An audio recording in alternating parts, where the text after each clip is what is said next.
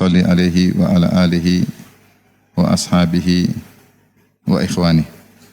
Para ibu-ibu yang dirahmati oleh Allah Subhanahu wa taala, kita masih membahas tentang hadis-hadis seputar kewanitaan, dan pada kesempatan kali ini kita akan bahas hadis dari Fatimah radhiyallahu anha yang menjelaskan tentang bahwasanya sebaik-baik wanita adalah yang paling bermanfaat bagi keluarganya. Yaitu dari sabda Nabi sallallahu alaihi wasallam ketika menasihati putrinya Fatimah radhiyallahu anha, beliau berkata, "Ya bunayya isbiri fa inna khairan nisa'i allati nafa'at ahlaha." Wahai putriku, bersabarlah. Sungguhnya sebaik-baik wanita adalah yang bermanfaat bagi keluarganya. Saya ulangi kata Rasulullah SAW kepada putrinya, "Ya bunayya tusbiri." Wahai putriku, bersabarlah. Fa inna khairan nisa'i allati nafa'at ahlaha. Sebaik-baik wanita adalah yang bermanfaat bagi keluarganya, bagi suaminya, ya, bagi anak-anaknya, ya, paling bermanfaat di rumahnya. Hadis ini adalah hiburan bagi para wanita, ya, yang capek, letih ketika mengurusi rumahnya, ya, mengurusi suami, mengurusi anak-anak, ya. Kita tahu perkara tersebut tidak mudah, ya. Tidak mudah. Mengurusi rumah susah. Ya, bersih-bersih rumah, kadang masak, nyuci, ya.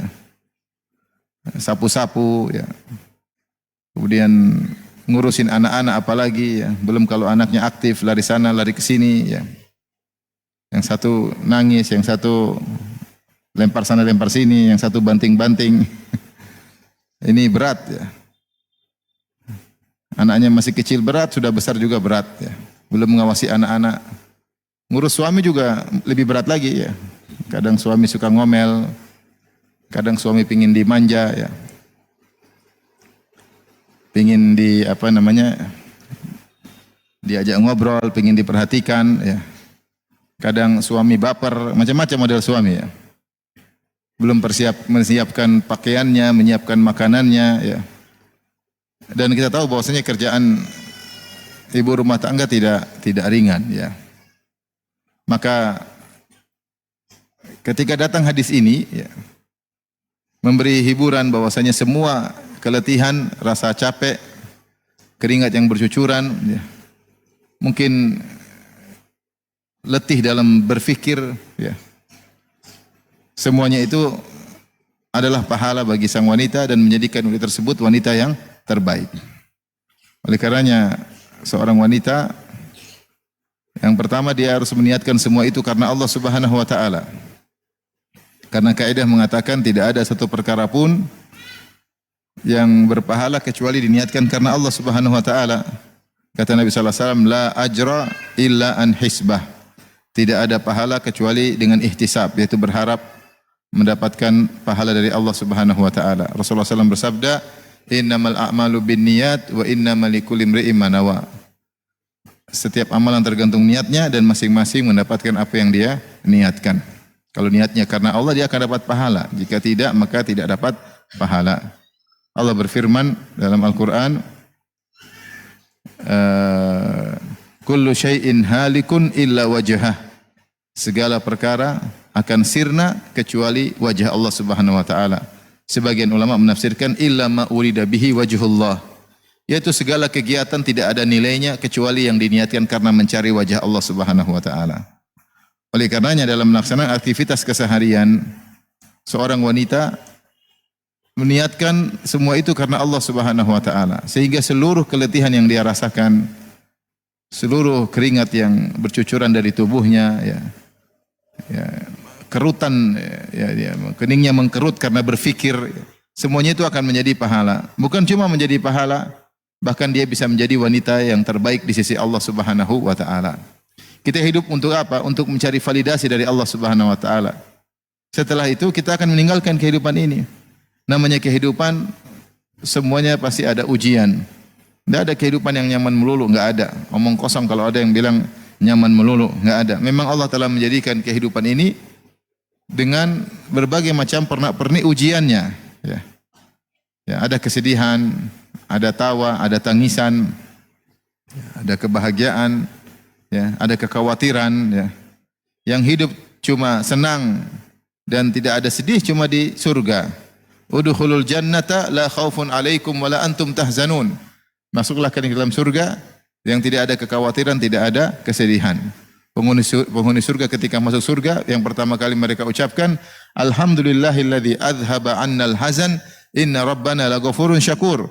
Segala puji bagi Allah yang telah menghilangkan segala bentuk kesedihan dari kami. Sungguhnya Rabb kami Maha Pengampun, lagi Maha bersyukur, yaitu lagi Maha membalas yang sedikit dengan yang banyak. Oleh karenanya kita sering dengar ibu-ibu mengeluh tentang kerjaan rumah tangga yang begitu banyak, ya. Apalagi yang qadarullah mungkin suaminya tidak begitu banyak duitnya, ya. Meskipun banyak acara tapi ternyata duitnya juga enggak banyak. Sehingga tidak bisa bayar pembantu, ya. Kerja sendiri. Sebagian sudah ada pembantu tetap aja susah. Ya, sampai pembantunya pun minta berhenti karena saking susah kerja di situ, ya. Berhenti satu, berguguran, ya, karena kerjaan sangat berat. Sudah dibantu sama pembantu dia masih sulit, masih kesulitan. Ya demikianlah, ya, rumah tangga orang beda-beda, tapi secara umum wanita itu punya banyak kegiatan dalam rumah. Makanya kalau mau dikatakan wanita yang sukses, inilah wanita yang sukses. Wanita karir itu bukan yang keluar-keluar dari rumah, tapi dia berhasil membangun rumah tangganya dengan yang terbaik, berhasil mendidik anak-anaknya dengan didikan yang terbaik, bertakwa kepada Allah dalam mengurusi rumah tangganya. Ingat sabda Nabi SAW kepada Fatimah, ya bunayya tusbiri, wahai putriku bersabarlah, fa inna khairan nisa allati nafa'at ahlaha. Sebaik-baik wanita itu di sisi Allah Subhanahu wa taala. Bukan di sisi netizen, ya. Bukan di sisi media, ya, media sosial, ya. Tetapi di sisi Allah Subhanahu wa taala, yaitu yang paling bermanfaat bagi keluarganya. Maka seorang wanita merenungkan hadis ini, menghibur dirinya. Dia tahu bahwasanya Allah Subhanahu wa taala Maha melihat dan Maha mendengar, Maha mengetahui apa yang dia lakukan.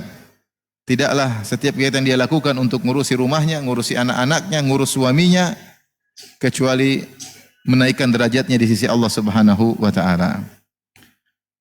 Apa yang dikeluhkan oleh para wanita zaman sekarang juga pernah dikeluhkan oleh wanita terbaik umat ini, yaitu Fatimah radhiyallahu taala anha, putri Nabi sallallahu alaihi wasallam.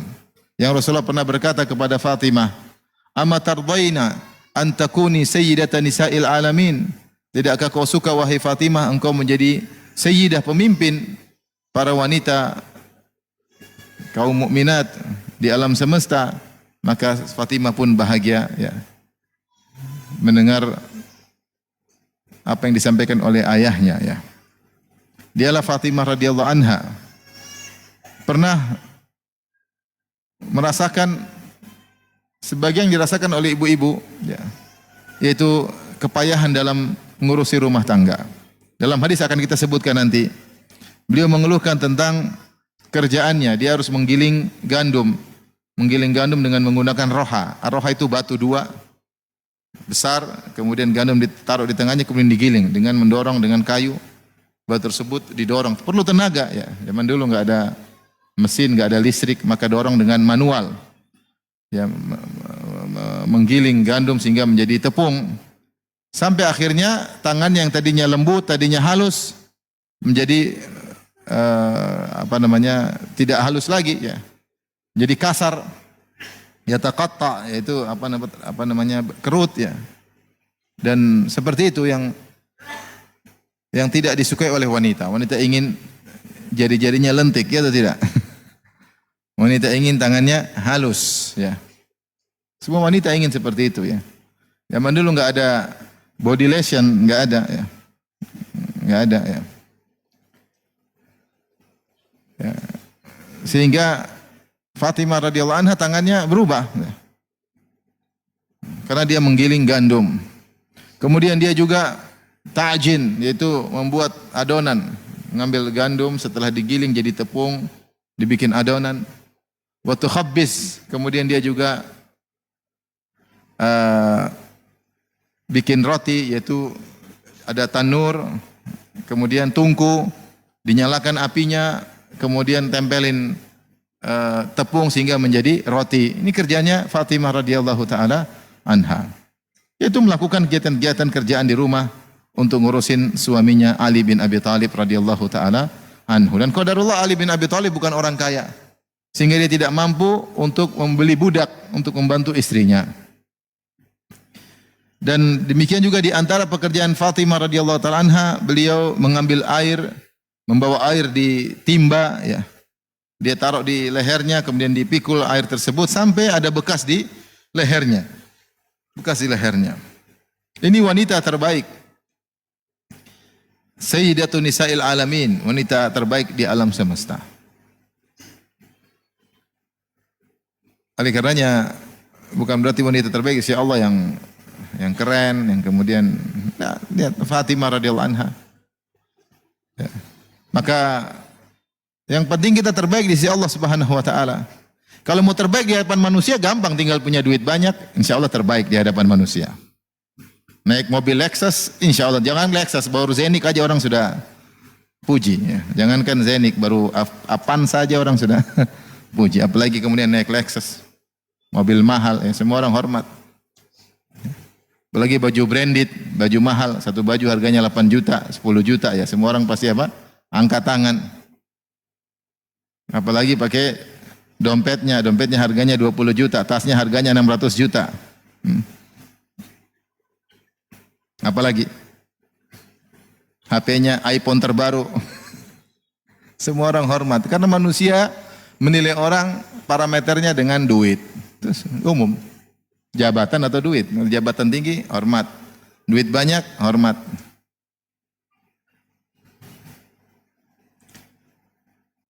Tapi kalau kita mencari validasi dari Allah Subhanahu wa taala, bukan begitu caranya. Tidak harus jadi orang kaya. Tidak harus jadi wanita cantik, tidak harus. Semampunya kita bertakwa kepada Allah. Di antaranya dengan mengurusi kegiatan rumah tangga. Fatimah radhiyallahu anha sampai mikul air, taruh di lehernya, ngangkat timba sampai kemudian lehernya ada bekasnya. Kemudian beliau menyapu rumah sampai bajunya penuh dengan debu. Dan beliau nyalakan api sampai bajunya tidak rapi lagi karena terkena asap. Dan beliau ditimpa dengan kesulitan. Padahal beliau adalah Sayyidatu Nisa'i Ahlil Jannah. Beliau adalah pemimpin para wanita di surga. Dalam sebagian riwayat, Sayyidatu Nisa'i Ahlil Jannah. Fatimah Sayyidatu Nisa'i Ahlil Jannah.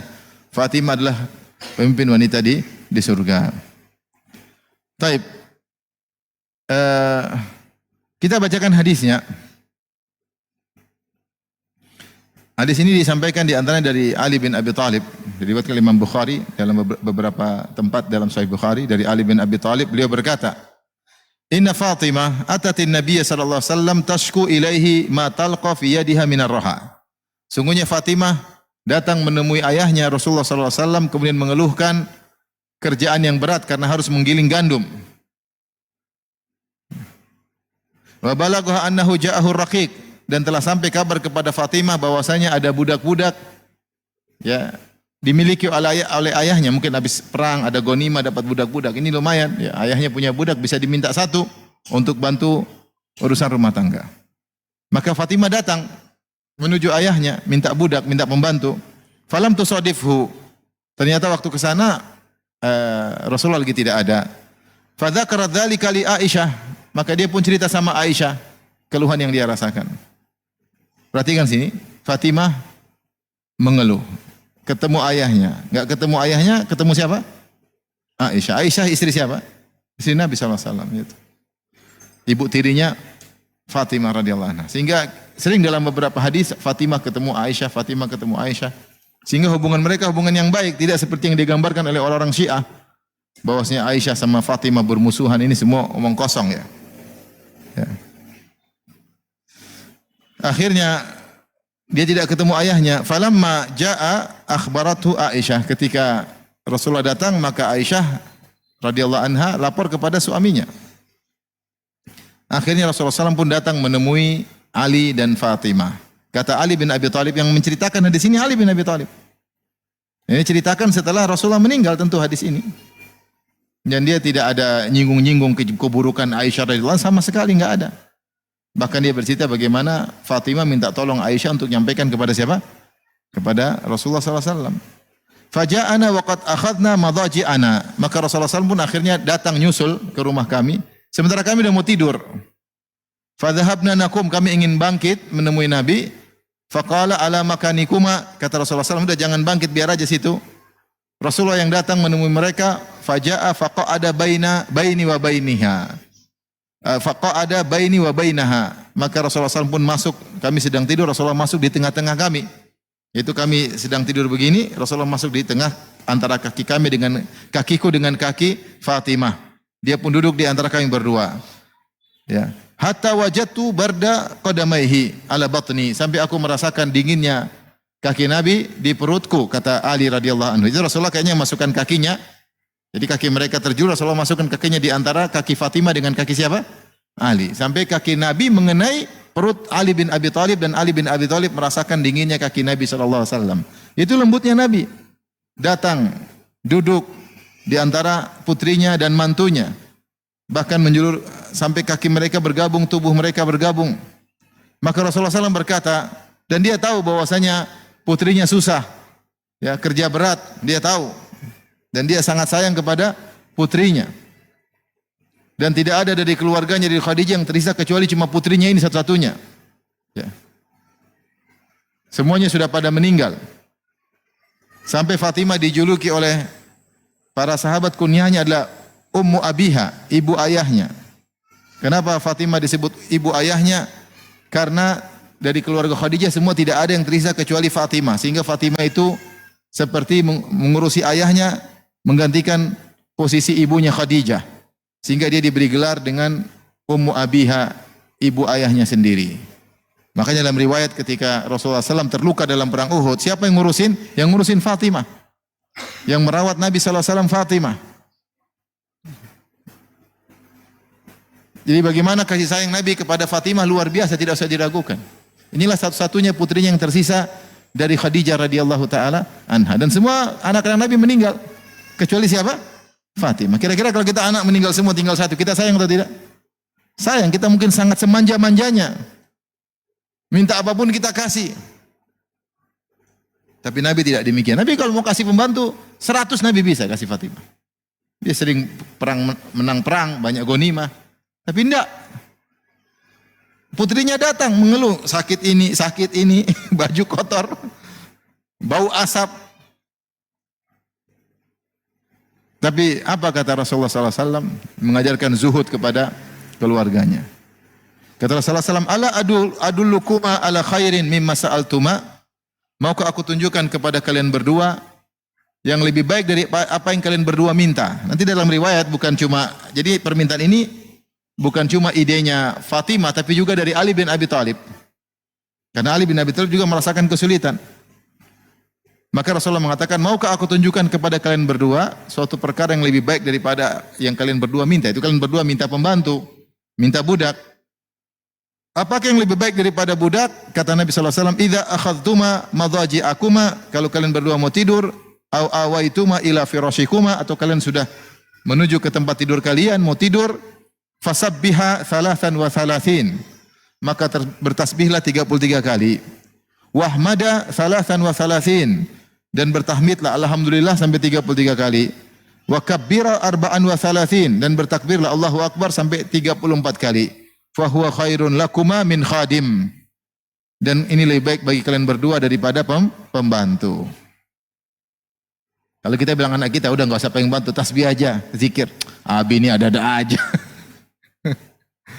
Pembantu suruh ganti dengan apa? Zikir.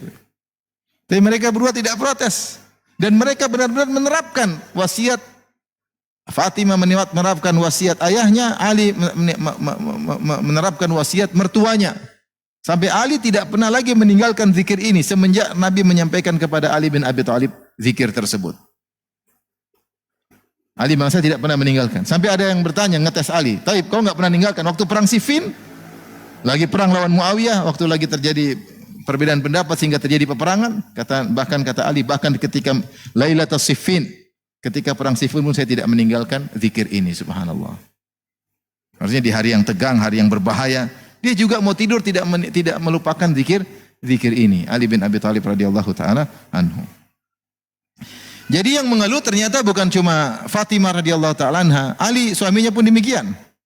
Dadanya sakit karena dia harus nimba air yang banyak, ya, sehingga dia ceritakan hal ini kepada istrinya. Biasa suami istri diskusi. Suami miskin, istri miskin. Suami miskin, istri apa? Miskin. Sahabat dulu banyak yang miskin. Sahabat yang miskin. Ada yang suaminya miskin. Abdullah bin Mas'ud suaminya dia miskin. Sampai istrinya kalau mau sedekah, kata Abdullah bin Mas'ud, sudah sedekah sama saya aja. Kata istrinya, Zainab namanya. Saya tanya Nabi dulu, ya tanya silakan. Tanya, kata Nabi benar. Sedekah sama kerabat 2 pahala. Pahala sedekah sama pahala menyambung ke kerabatan. Sebab suami miskin. Ini suami istri apa? Miskin. Ali pun radhiyallahu anhu mengeluh tentang dadanya yang sakit. Maka dia pernah bercerita hal ini kepada istrinya Fatimah tentang kondisinya dan rasa letih yang dia rasakan. Dan dia minta Fatimah untuk pergi ke bapaknya minta membantu. Ali berkata kepada Fatimah pada suatu hari, "Wallahi laqad sanautu hatta laqad ishtakaitu sadri." Sungguh aku sudah sanaut, yaitu sanaut itu kinanya dari saniah, ya.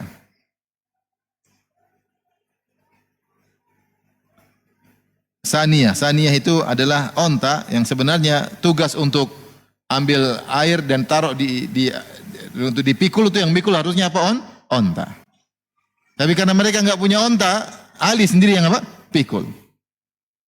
Radhiyallahu taala anhu. Sehingga dia berkata kepada istrinya, dia mengatakan, "Wallahi laqad sanautu." Demi Allah aku mikul air mulu. Hatta laqad syaqaitu sadri, sampai dadaku sakit.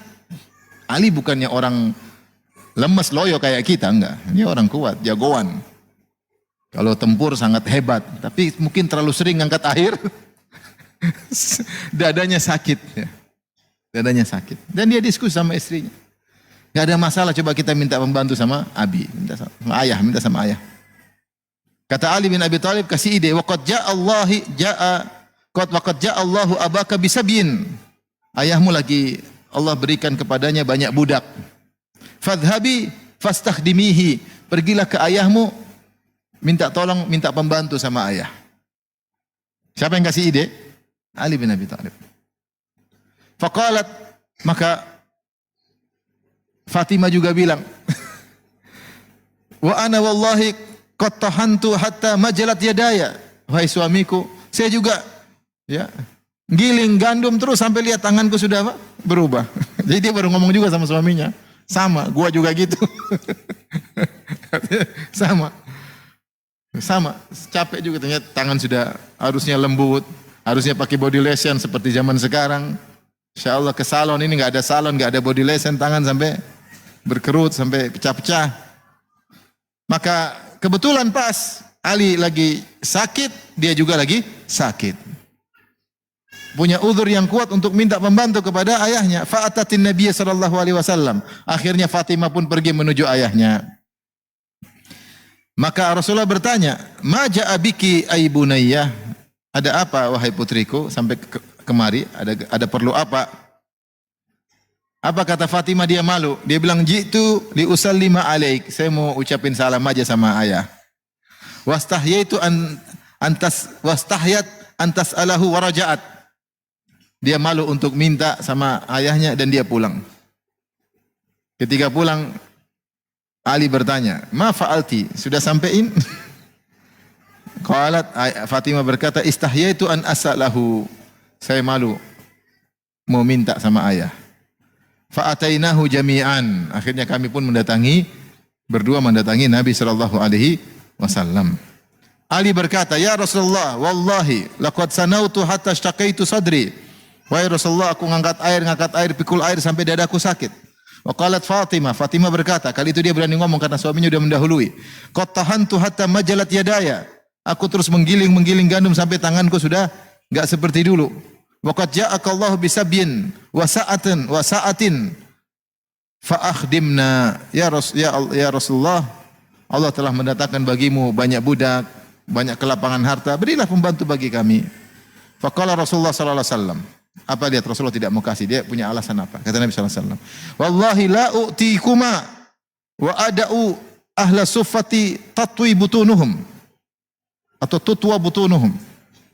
Demi Allah aku tidak akan berikan kepada kalian pembantu, budak saya berikan kepada kalian berdua.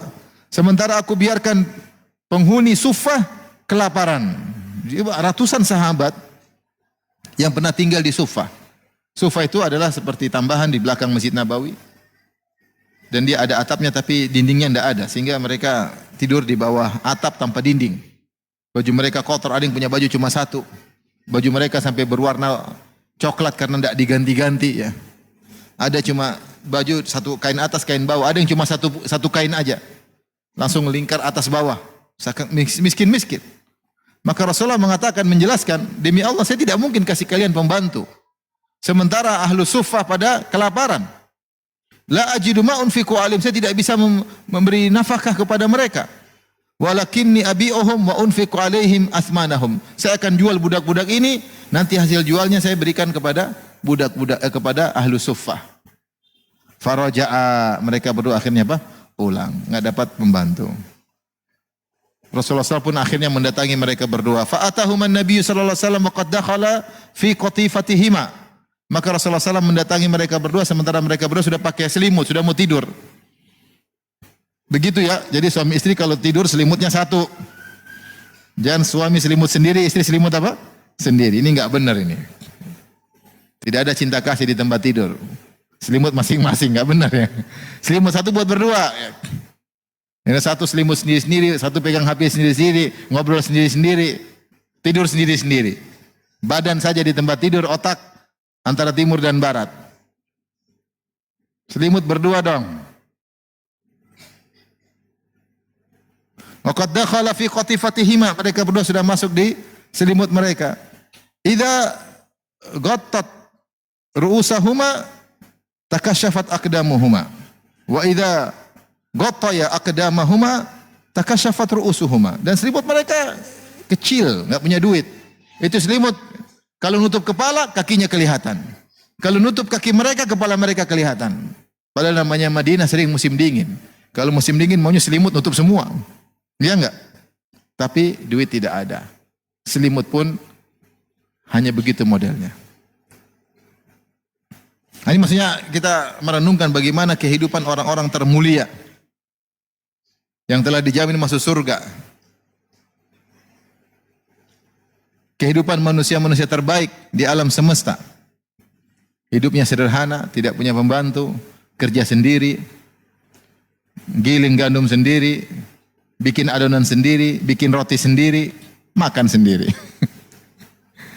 Ngurus suami.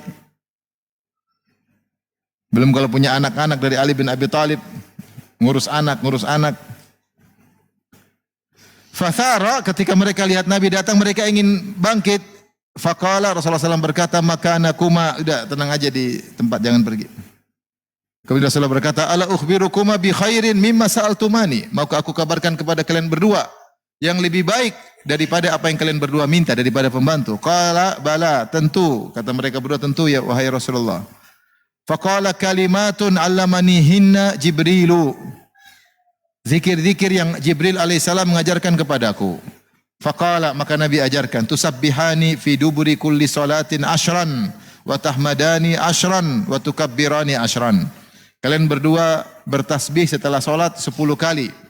Kalian berdua bertahmid setelah salat 10 kali dan kalian bertakbir 10 kali. Ini di antara bentuk zikir subhanallah, alhamdulillah, Allah akbar, ada berbagai macam model, ada 3 atau 4 model. Ya. Ada 10-10 di antaranya, kalau enggak salah ada yang kita biasa 33, ada saya lupa 3 atau 4 model ya. Di antaranya 10-10 dan ini bisa kita terapkan kalau lagi buru-buru. Tidak mesti 33 kali, terkadang boleh 10-10. Kemudian wa idza ataituma, ini yang jadi perhatian kita, wa idza ataituma ila firashikuma fasabbiha 33. Kalau kalian berdua mau tidur sudah di tempat tidur, maka jangan lupa bertasbih 33 kali. Wahmada, hendaknya kalian berdua mengucapkan alhamdulillah 33 kali. wa kabbira arba'an wa thalathin, dan kalian bertakbir 34 kali.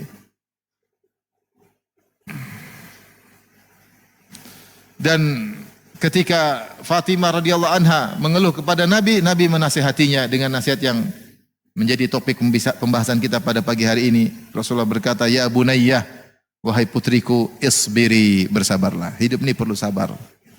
Fa inna khairan nisa'i allati nafat ahlaha."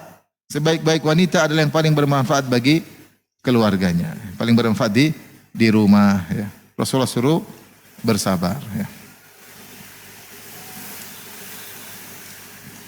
Maka kalau wanita termulia seperti Fatimah, nasabnya tertinggi, bagaimana tidak, dia wanita Quraisy, putrinya Rasulullah sallallahu alaihi wasallam. Dialah sayyidatu nisa'i ahlil jannah, pemimpin para wanita di surga. Ternyata beliau juga bekerja sebagaimana layaknya ibu-ibu, ya. Maka tidak perlu seorang wanita berkecil hati ketika dia bekerja, dia tahu bahwasanya wanita terbaik juga demikian, ya. Dan ini dalil bahwasanya kalau kita berzikir sebelum tidur, Allah akan berikan kekuatan. Maka ibu-ibu kalau mengeluh, capek ngurus anak, ngurus bayi, ngurus anak yang sudah besar, ngurus anak masih kecil, ngurus suami, capek, maka berzikir sebelum tidur. Zikir cuma sebentar. Subhanallah 33 kali, alhamdulillah 33 kali, Allah Akbar 34 kali. Insyaallah bangun seger. Insyaallah bangun seger. Bahkan Rasulullah mengatakan lebih baik daripada pembantu, ya. Oleh karenanya Ali bin Abi Thalib tidak pernah meninggalkan zikir ini. Bahkan ketika Lailatul Siffin, ketika sedang perang berkecamuk, beliau tetap berzikir dengan zikir ini sebelum tidur. Taib. Dan ini bekerja untuk rumah tangga, untuk membantu suami. Ini adalah kebiasaan para sahabiat. Mereka terbiasa, ya. Di antara dalil akan hal ini adalah kisah Asma bintu Abi Bakar radhiyallahu taala anhuma. Dia menikah dengan Zubair bin Awam, dan ketika itu Zubair bin Awam juga miskin. Saya bacakan hadisnya tentang kisah Asma, bagaimana dia bekerja keras membantu suaminya. Dia berkata, "Kuntu akhdumuz Zubair khidmatal bait." Aku membantu Zubair, suamiku. Zubair bin Awam juga yang dijamin masuk surga.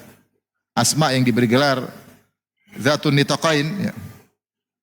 Wanita soleha yang sangat dermawan. Setelah itu sangat dermawan. Jadi Asma dan Aisyah ini dua saudari, adik beradik, lain ibu, bapaknya sama. Siapa bapaknya?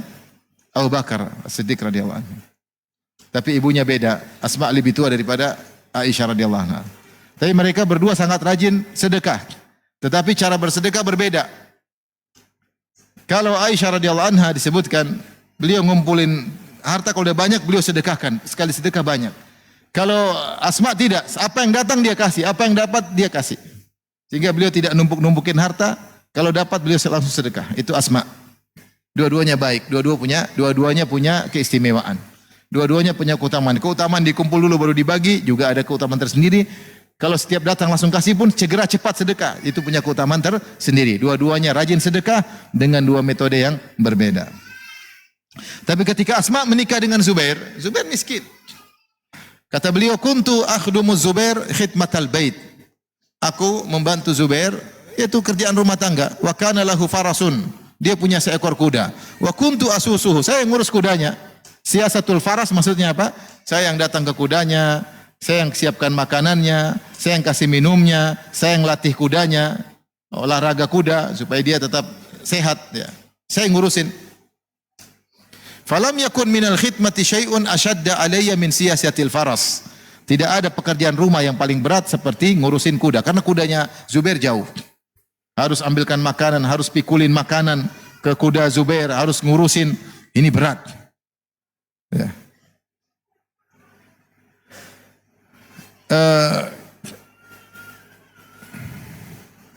Akhirnya kemudian Nabi memberikan pembantu kepada Asma.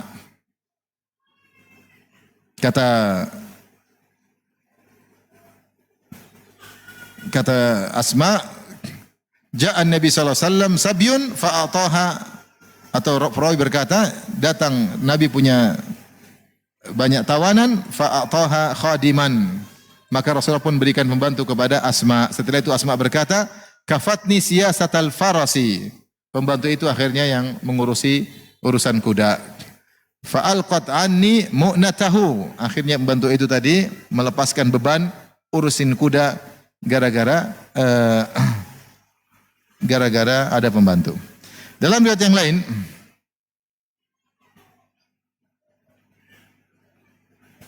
saya lanjutkan hadisnya. Kata Asma, faja'ani rajulun. Kemudian datang seorang kepadaku. Dia berkata, ya Ummu Abdillah, inni rajulun faqir. Wahai Asma, kunyahnya Ummu Abdillah karena anaknya Abdullah bin Zubair. Abdullah bin Zubair. Dan Aisyah juga kunyahnya Ummu Abdillah, berkunyah kepada putrinya Asma, putranya Asma. Asma punya putra namanya Abdullah bin Zubair. Sehingga Abdullah bin Zubair ini ponakannya siapa? Aisyah. Aisyah berkunyah dengan ponakannya, maka Aisyah kunyahnya Ummu Abdillah. Asma juga demikian. Orang ini berkata, ya Ummu Abdillah, ini rajulun fakir. Wahai Ummu Abdillah, Asma, saya sungguhnya seorang miskin. Aratu an abi'a fi dhilli darika. Saya mau jualan tapi di atap rumahmu. Jadi dia mau jualan depan rumahnya siapa? Asma. Qalat inni in rakhastu laka abadzalika Zubair. Saya kalau izinkan kau jualan depan rumah pakai atap rumah saya, mungkin suamiku enggak mau, Zubair. Fata'al fatlub ilayya. Ya. Zubair syahid. Kau kemari lagi nanti kalau ada Zubair hadir lagi di rumah, kau minta sama saya. Biar Zubair lagi di rumah. Faja'a, akhirnya Zubair bin Awam suaminya Asma lagi di rumah. Maka datanglah laki-laki miskin tadi, dia berkata, ya Ummu Abdillah, ini rajulun fakir, aratu an abi'a fi dhilli darik. Ya Ummu Abdillah, saya ini orang miskin, saya ingin jualan di naungan atap rumahmu. Faqalat ma laka bil madinati illa dari fulan. Memang kenapa kau hanya pilih rumahku, kan rumah banyak. Rumah orang lain kan banyak, kenapa jualan di rumahku?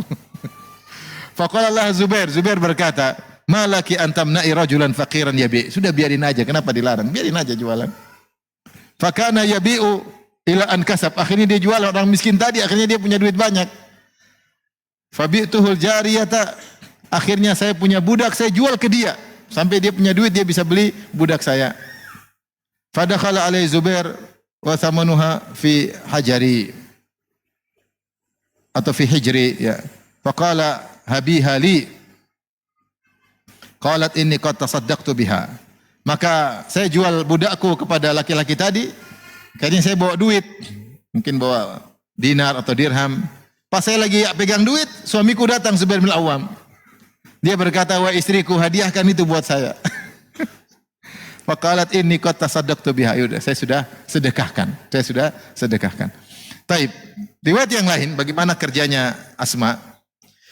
Kata Asma binti Abi Bakar Siddiq radhiyallahu ta'ala anhuma, tazawwajani Zubair wa ma lahu fil ardi min malin wala mamlukin. Zubair menikahiku, dia enggak punya harta. Dia enggak punya tanah. Dia enggak punya budak, wala syai', dia tidak punya apa-apa. Ghairu nadhihin wa ghairu farasihin. Cuma dia punya onta untuk mikul air, untuk ambil air, dan dia punya kuda. Fakuntu a'lifu farasahu. Saya yang menyediakan makan buat kudanya. Wa astaqil ma, dan saya bawa onta ambil air, taruh ke atas onta, bawa pulang. Itu kerjaannya Asma. Wa akhrizu gharbahu, saya yang menjahit embernya. Dulu ember terbuat dari kulit, saya yang jahit. Karena air diambil pakai apa? Dulu belum ada plastik. Pakai kulit. Saya yang jahit kulitnya. Wa ajinu, saya yang bikin adonan makan.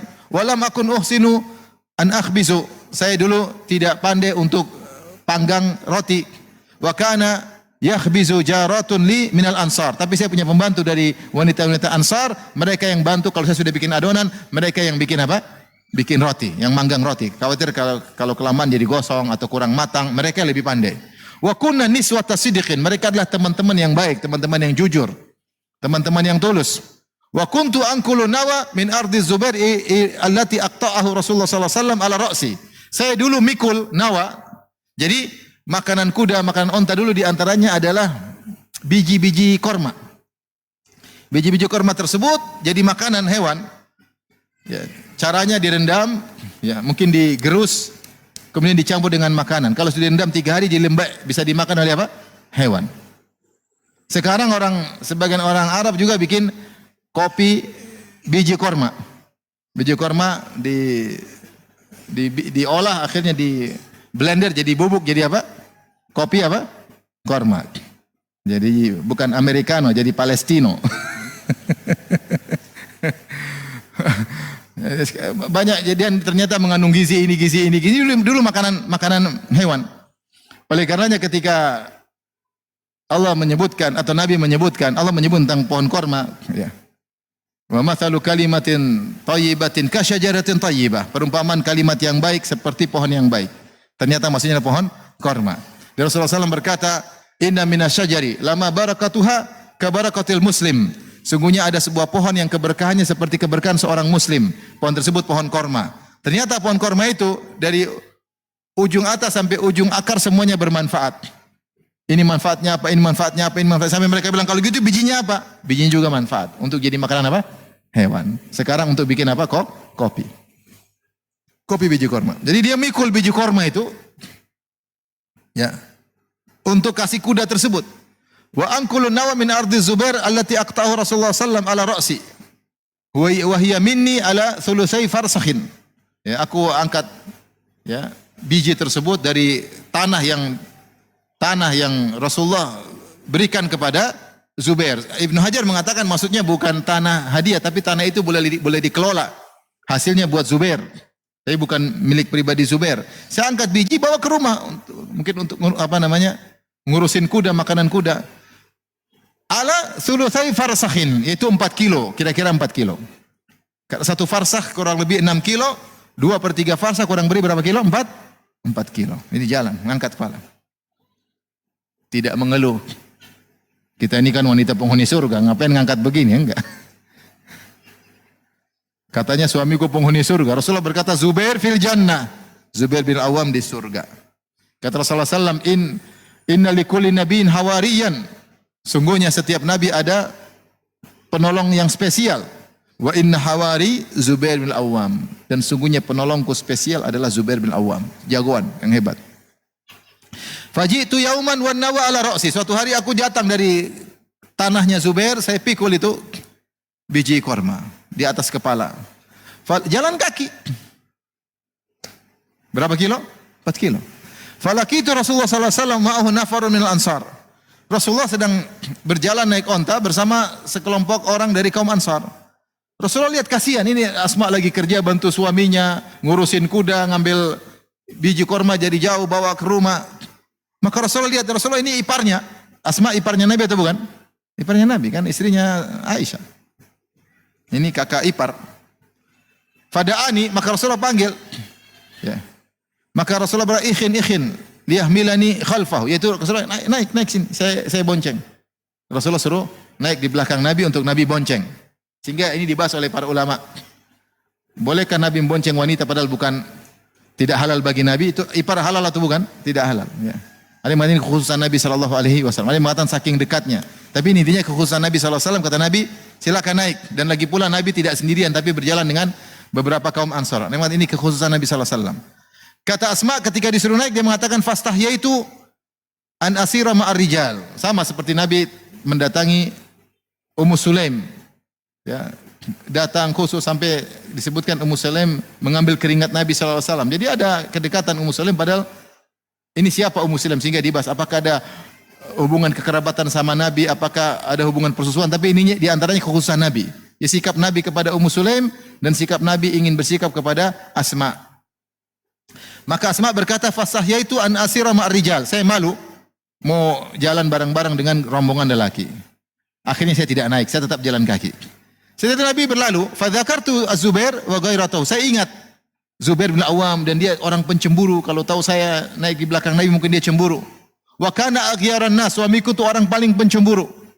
Fa arafa Rasulullah sallallahu alaihi wasallam anni qad istahyaitu. Rasulullah tahu saya malu, famada. Rasulullah tidak paksa, Rasulullah jalan. Faji'tu Zubair, setelah itu aku pulang, aku ketemu Zubair, aku berkata, laqiyani Rasulullah sallallahu alaihi wasallam wa ala ra'si nawa. Tadi Nabi sallallahu alaihi wasallam ketemu aku dan aku sedang mikul apa? Biji korma. Jalan berapa kilo? 4 kilo.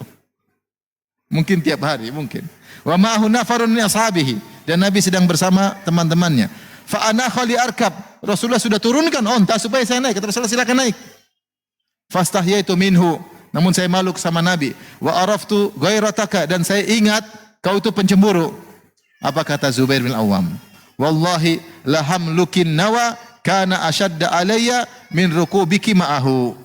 Sungguh demi Allah, lebih berat bagiku ingat kau angkat biji daripada kau dibonceng oleh Nabi sallallahu alaihi wasallam. Ya. Jadi Zubair juga kasihan lihat istrinya. Tapi rumah harus ada yang ngurus. Kata para ulama, kenapa Zubair tidak bantu? Zubair lagi sibuk urusan jihad, urusan perang. Rumah siapa yang ngurus? Dia punya harta kuda, yang ngurus istrinya. Dia juga kasihan lihat istrinya ngangkat apa? 4 kilo. Ya. Angkat berat-berat, jalan 4 kilo. Ini wanita mulia, bapaknya Abu Bakar As-Siddiq, bukan sembarangan. Adik iparnya istri Nabi sallallahu alaihi wasallam. Tapi ya bagaimana? Dia bilang, lebih berat bagiku ingat kau angkat ini daripada kau angkat biji korma daripada kau dibonceng oleh Rasulullah SAW. Hatta arsala ilayya Abu Bakrin ba'da dzalika bi khadimin takfini siyasatal faras fa ka'annama a'taqani. Sampai akhirnya ayahku ngirim buat aku pembantu. Yang akhirnya pembantu tersebutlah yang ngurusin kuda.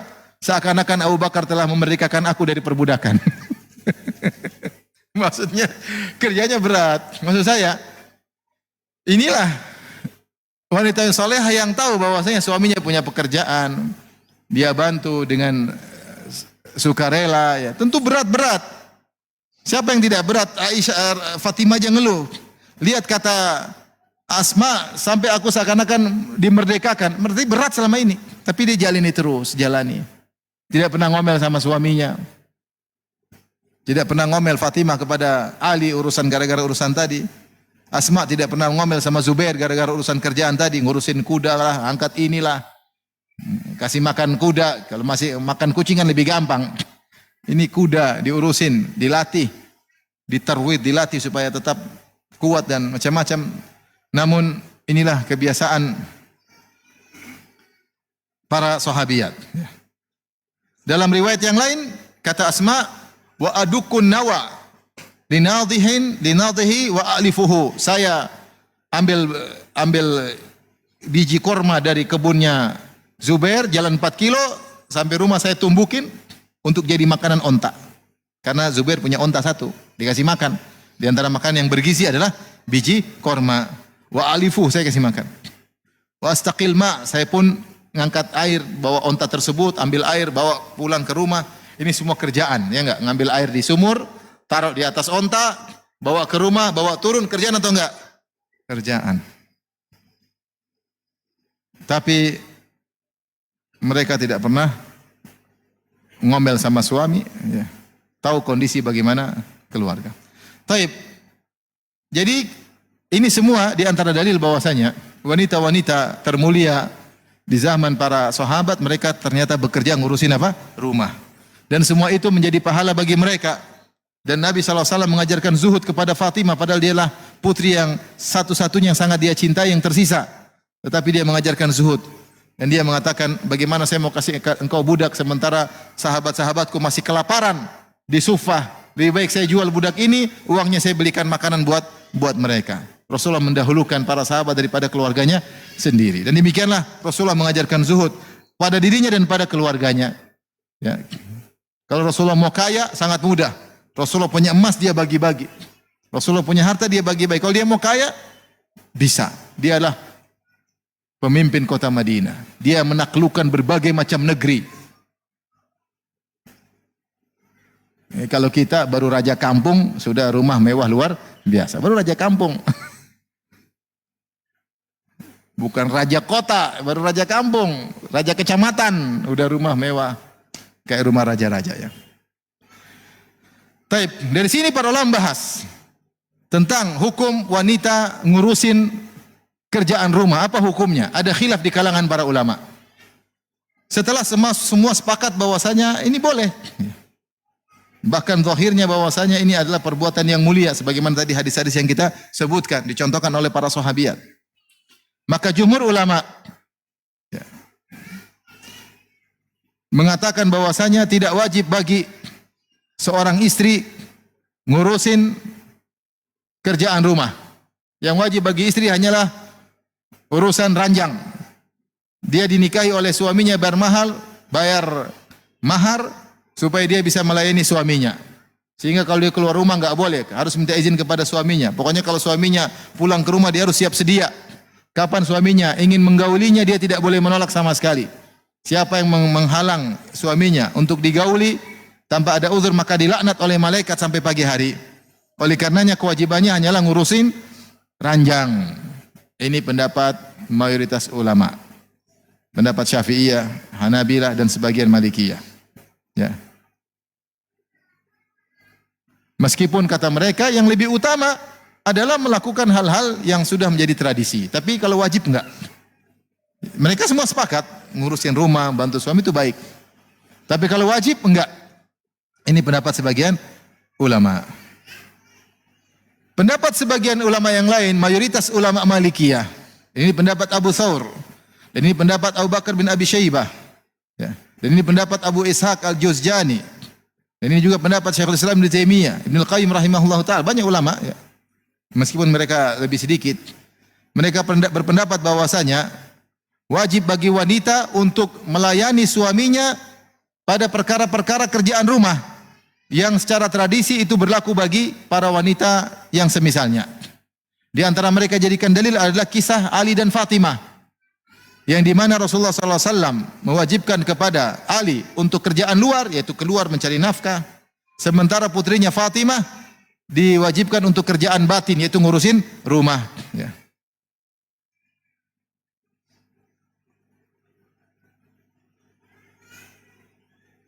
Dan di antara dalil akan hal ini, Rasulullah pernah memerintah kepada istrinya Aisyah radhiyallahu taala anha. Ini juga dijadikan dalil. Suatu hari Rasulullah SAW ingin menyembelih hewan kurban. Maka Rasulullah SAW memerintah istrinya. Dia berkata, Ya Aisyatu halummi al-mudiyah. Wahai Aisyah, datangkan, tolong ambil pisau atau golok sini. Saya mau sembelih. Tsumma qala, setelah itu Aisyah ambil golok, kata Rasulullah, ishhadhiha bihajarin. Asah itu, asah. Aisyah asah. Pakai batu. Diasah. Berarti Rasulullah perintah Aisyah atau tidak? Kira-kira ngasah pedang karena Aisyah ahli, ya sudah Rasulullah suruh. Ini kerjaan. Rasulullah perintahkan. Summa akhadhaha, kemudian Rasulullah SAW pun mengambil setelah diasah oleh Aisyah, Rasulullah gunakan untuk menyembelih hewan tersebut. Jadi maksud saya, ini dalil bahwasanya wanita boleh diperintah oleh suaminya. Buktinya Rasulullah SAW memerintah Aisyah. Demikian juga Rasulullah SAW menyuruh Aisyah untuk mengambil sajadah di masjid. Kata Rasulullah, ambil sajadah di masjid. Kata Aisyah, ya Rasulullah, saya sedang haid. Kata Rasulullah SAW, inna haidataki laysat biyadiki. Haidmu bukan di tanganmu, ambil aja, enggak ada masalah. Artinya tanganmu tidak akan mengotori masjid. Datang ambil sajadah yang ada di masjid, bawa ke sini. Ya Rasulullah perintah. Jadi pendapat yang lebih kuat Allah alam bisawab adalah wanita wajib melakukan kegiatan yang sudah merupakan tradisi di negeri tersebut. Itulah tugas para istri. Itulah tugas para istri, maka wajib bagi dia melakukannya. Ya. Saya bacakan perkataan Ibn Taimiyah rahimahullah taala. Beliau berkata, "Wa tajibu khidmatu zawjiha bil ma'ruf min mithliha li mithlihi." Wajib bagi seorang wanita untuk berkhidmat, itu melayani suaminya dengan yang wajar, yaitu sebagaimana wanita semodel dia untuk lelaki semodel dia. Wa yatanawwa'u dzalika bi tanawwu'il ahwal, dan kewajiban tersebut bervariatif sebagaimana bervariasinya kondisi. Fa khidmatul badawiyati laisa ka khidmatil qurawiyah. Wanita di desa kewajibannya tidak seperti wanita di kota. Tergantung tradisi masing-masing. Wa khidmatul qawiyati laisat ka khidmatil dhaifah. Dan wanita yang kuat tentu kewajibannya melayani suaminya tidak seperti wanita yang lemah. Wa qalahu al-Juzjani min ashabina wa Abu Bakar ibnu Abi Syaibah. Dan ini pendapat al-Juzjani dari kalangan kami, itu kalangan Hanabilah, dan juga Abu Bakar ibnu Abi Syaibah. Dinukil dari ikhtiarat ya Ibnu Taimiyah rahimahullahu taala. Dan ini juga pendapat Ibnu Qayyim rahimahullahu taala. Beliau berdalil dengan kisah Fatimah dengan Ali. Dan Rasulullah SAW tidak mengatakan, Ali, ini bukan tugas putriku. Enggak. Rasulullah malah, ya sudah, kerja lebih bagus. Kemudian ketika Asma lewat, Rasulullah tahu bagaimana Asma susahnya. Rasulullah tidak bilang, ya tidak wajib, enggak. Rasulullah ya silakan, tetap aja jalan 4 kilo, mikul. Rasulullah biarin karena itu kebiasaan tradisi wanita di zaman tersebut. Dan kita tahu bahwasanya seorang laki ketika menikah, secara urf, antum kalau menikah sama wanita, kalau dia bilang saya mau nikah sama kamu, saya tidak mau masak, tidak cuci piring, kira-kira antum mau nikahi enggak? Akhi, saya mau nikah, tapi ingat, saya ikut pendapat jumhur. Tidak wajib bagi saya masak, tidak wajib bagi saya cuci piring, wajib saya cuci pakaian, enggak ada urusan ya. Pokoknya saya urusan ranjang, ngerapiin ranjang. Antum mau nikahin enggak? Enggak lah, cari yang lain aja.